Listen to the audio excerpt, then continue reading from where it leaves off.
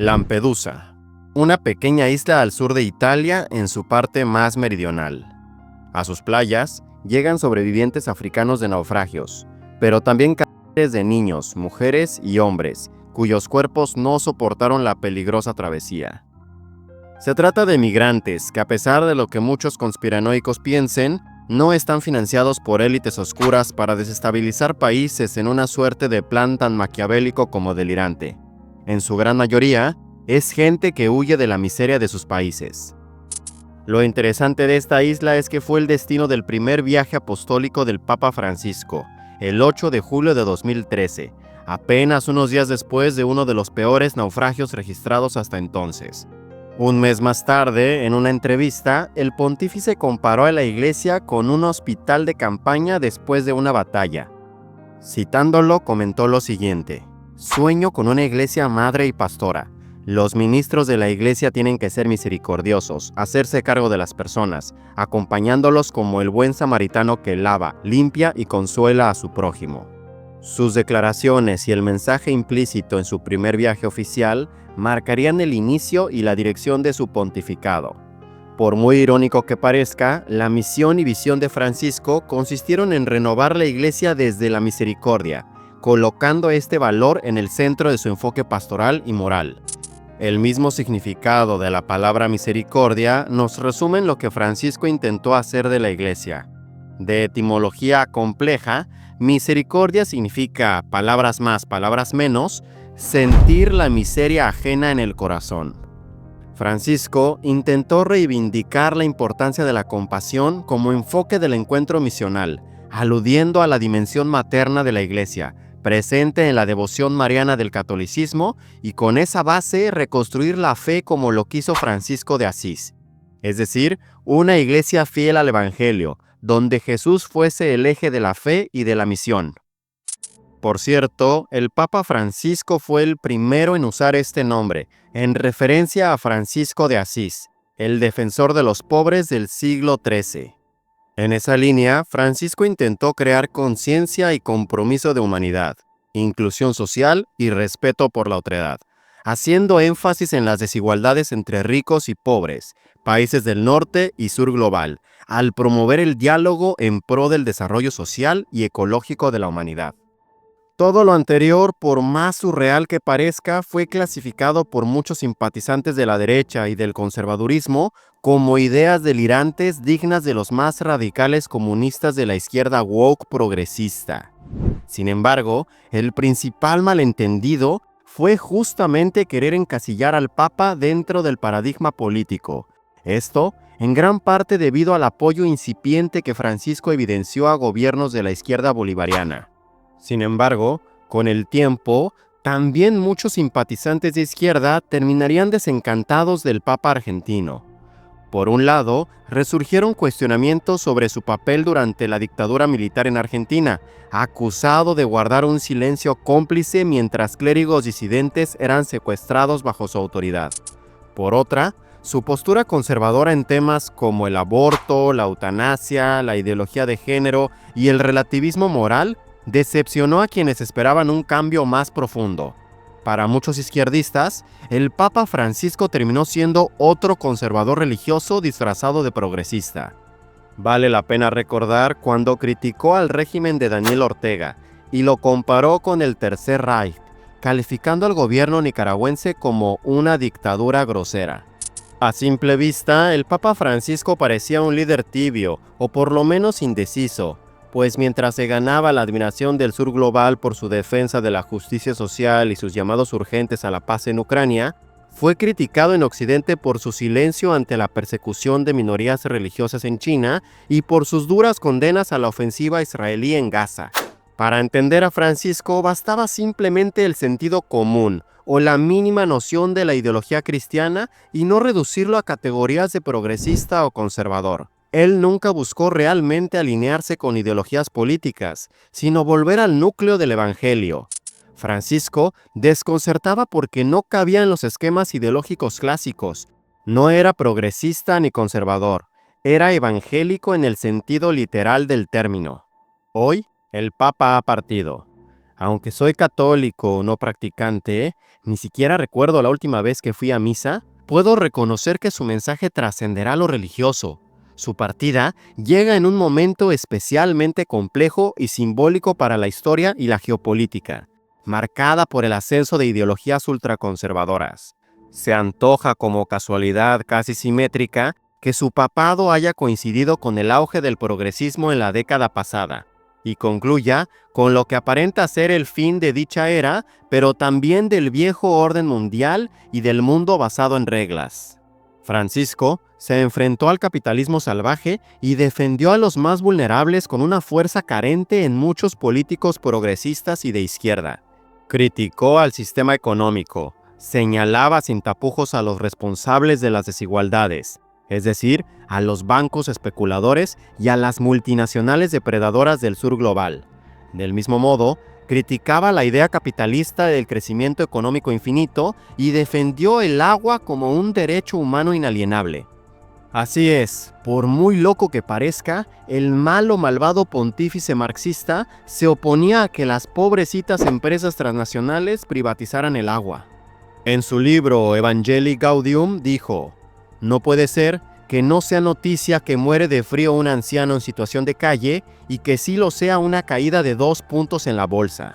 Ironías aparte, quiero insistir en que si todo lo anterior te sigue pareciendo temas de zurdos, comunistas o woke, por favor revisa tus valores morales y la calidad y cantidad de amor que das y recibes. Es sentido común y humanidad básica. Peor aún si te consideras cristiano, pues el mismo Papa calificaba de hipócritas a quienes hablaban de cristiandad y rechazaban al prójimo, específicamente al migrante, en clara pedrada a Trump, Meloni o a Vox en España y todos sus seguidores. A Francisco se le acusaba de populista, de ser excesivamente misericordioso, incluso de diluir la verdad. Pero esa crítica pasa por alto algo fundamental.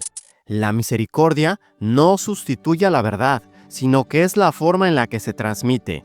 Y eso va más allá de cualquier ideología política, aunque muchos no lo comprendan. Por eso, algunos se incomodan en este canal cuando hablo del neoliberalismo o de los abusos del imperialismo estadounidense como causas profundas de muchos de los males que arrastra México, porque esperan un análisis superficial, que repita narrativas cómodas o culpabilice a las propias víctimas. Buscan una suerte de revictimización del marginado y de un enfoque meritocrático inexistente en nuestro país en pro de la absolución de los poderosos a los que muchos aspiran a ser. Pedir empatía, hablar de injusticias y de los pobres no te vuelve comunista ni woke, te vuelve humano y desde el punto de vista religioso y espiritual te vuelve evangélico. Esa idea Francisco la tenía bien interiorizada a pesar de liderar una institución sumamente conservadora e históricamente cómplice de injusticias sociales. Francisco sabía que la misericordia es el camino de la Iglesia, idea que en teoría compartía con Juan Pablo II y con Ratzinger, pero que nunca aceptaron, justamente por su visión clerical del mundo y de la fe romana. Una visión cerrada al diálogo y centrada en el poder, el control y temerosa del mundo. Francisco denunció esa iglesia como abstracta y descarnada, al creerse pura, perfecta, inmaculada y ver al mundo con aires de superioridad. Por ello causaba malestar incluso dentro del Vaticano, pues abanderó una eclesiología que quería descentralizar el poder, tanto geográfica como simbólicamente. Francisco encarnó una versión argentina y pastoral de la teología de la liberación no marxista ni armada, sino enraizada en la fe del pueblo, en su anhelo de justicia y comunidad. Por otro lado, sería necio y deshonesto negar la cercanía del Papa Francisco con la izquierda latinoamericana de los 60, 70 y 80, aquella izquierda que pugnaba contra las dictaduras militares de Pinochet, Goulart o Videla. A pesar de sus simpatías políticas primigenias, la realidad es que esas afinidades no definieron su espiritualidad. La humanidad y misericordia de Bergoglio se hallaba en sus maestros y en la doctrina general de la Iglesia, pero también en sus experiencias de vida. Nacido como Jorge Mario Bergoglio el 17 de diciembre de 1936 en Buenos Aires, Argentina, El futuro Papa Francisco provenía de orígenes humildes. Su padre, Mario, era contador en una empresa ferrocarrilera y su madre, Regina, era ama de casa. Si bien su familia escapó del régimen fascista de la Italia de Benito Mussolini y él no nació en ese contexto, sus padres ciertamente cultivaron en el futuro Papa los valores de caridad y solidaridad nacidos de lo vivido en esos años. Indirectamente, la guerra no vivida le infundió compasión por el prójimo, el vulnerable y el desvalido. Desde su punto de vista, los pobres son la bandera del evangelio puro y están en el corazón de Jesús. La pobreza no tiene ideología, la Iglesia tampoco la tiene y no debería tenerla. Esta forma de ver el mundo, para muchos marxismo puro, la llevó consigo hasta sus últimos días. Incluso unas semanas antes de morir, el Papa Francisco hacía lo que mejor sabía hacer: incomodar a los conservadores. En una intervención contundente a mediados de febrero de este año, arremetió contra la nueva administración estadounidense, calificando los planes de Donald Trump de deportar a millones de migrantes indocumentados como una violación de la dignidad humana. También acusó al vicepresidente J.D. Vance de manipular el concepto teológico del Ordo Amoris para justificar las políticas xenófobas de su patrón. Washington respondió con la previsible furia. Tom Homan, el zar de la frontera, le respondió al Papa que no se metiera y que mejor se concentrara en la Iglesia. Anécdotas como la anterior, justo con el enfoque misericordioso que caracterizó su pontificado, contribuyeron, hasta cierto punto, a socavar la estructura milenaria de la Iglesia, al adoptar ideales afines al progresismo. Sin dudas, el Papa, como líder de una institución tan importante, irritó mucho a la derecha y a los conservadores en general, lo que en parte contribuyó a nutrir el conservadurismo cada vez más radical, particularmente en Estados Unidos, al percibir a la Iglesia como un aliado histórico, ahora distante y ajena. En esa batalla, Francisco nunca fue un hombre tímido, y su imagen paternal ocultaba su talento para enfrentar a sus adversarios. Más prosaicamente, le gustaba insultarlos, llegando incluso a decir que sus pomposos críticos conservadores eran mentalmente inestables. Mientras tanto, sus adversarios conservadores utilizaron a Benedicto como símbolo de sus valores mientras aún vivía. Muchos afirmaban que el trono de Pedro estaba vacante bajo el gobierno de Francisco, y algunos incluso lo apodaron el Anticristo. Probablemente muchos de quienes vean este video estarán en desacuerdo con mi argumento y en general con el enfoque que el Papa sostuvo a lo largo de su pontificado. Sin embargo, no es necesario coincidir con un creador de contenido o con cualquier figura pública. Ni siquiera es necesario ser católico para apreciar el mensaje que dejó el Papa Francisco. Uno tan simple como seguir el Evangelio y la palabra de Cristo. Mensaje que en términos generales coincide con otras espiritualidades, religiones, ideologías y filosofías del mundo. Mensajes que extrañamente resultan incómodos, tanto para la derecha como para algunos sectores de la izquierda e incluso para las mismas élites eclesiásticas.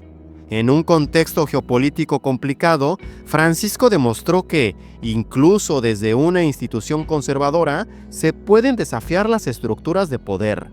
No hace falta ser católico ni religioso para valorar que un hombre con 1.300 millones de seguidores haya llamado ladrones a los banqueros o haya defendido derechos universales como la tierra, el agua, el techo, el trabajo y la dignidad humana. Esa es mi opinión, zurda, progre, chaira y woke, como varios a menudo me comentan. Pero ahora es tu turno. ¿Qué piensas del legado del Papa Francisco? ¿Crees que su mensaje era auténtico? ¿Crees que el próximo Papa rompa con este progresismo en una nueva era donde se antoja más el conservadurismo? Déjame tu opinión, que siempre es valiosa. Dale me gusta si te gustó este video y compártelo si crees que es justo. De mi parte sería todo. Nos vemos en el próximo video. Quiero que estés bien y hasta luego. Chao, chao, chao, chao, chao.